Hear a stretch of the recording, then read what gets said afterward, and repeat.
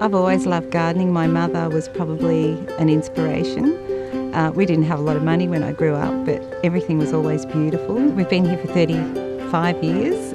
Originally it was my grandparents' garden. Anyone can have a beautiful garden, you don't have to spend a lot of money, and I think this being a simple garden really shows that. I don't think anyone should underestimate the value of deciduous trees, especially in Bendigo. Deciduous trees give you flowers in spring, autumn colour, shade, and then winter sun. They can actually save you heaps of money on your bills. Layered planting is always really good, especially if you want to attract birds and little creatures to the garden. Natives can be absolutely beautiful. If it's not your style, you can still include a few natives. I mean, there's a whole range of native plants and they can still be quite formal. Have a look around your area and just see what you love and what's doing really well, and chances are they'll do really well in your garden. I think it's really important to have permeable surfaces in your garden because we're having some big rain events now.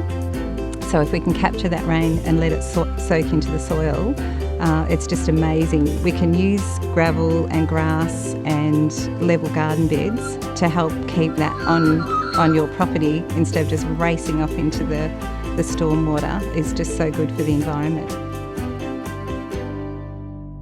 When we started, we had to work the soil, and we've had to continuously work the soil with composting and mulching. Mulching's really fabulous in our dry climate. You can work with clay soils by enriching it with compost and animal manure and things like that. I know the horse people love you to go and take a trailer and dig it up for them and bring it home and spread it through your compost heap. You don't smell too good afterwards, but it's good. A lot of our neighbours use it as well. If they haven't got a lot of space, they'll come in and just toss things, all their lawn clippings into our compost heap, and then they come and pinch the soil. I think if you try and work with as little chemical as you possibly can, it's going to do your garden a lot of good, the environment a lot of good. If you've got pests or diseases on your plants, sometimes it's just a garlic spray, or you can do some soapy water and spend some time rubbing the leaves. That's better than using a chemical, and sometimes that's all you need. If you're trying to garden and it's not really working, chances are perhaps you haven't done your soil preparation, your choice of plants may not be quite right, and I think try and try again.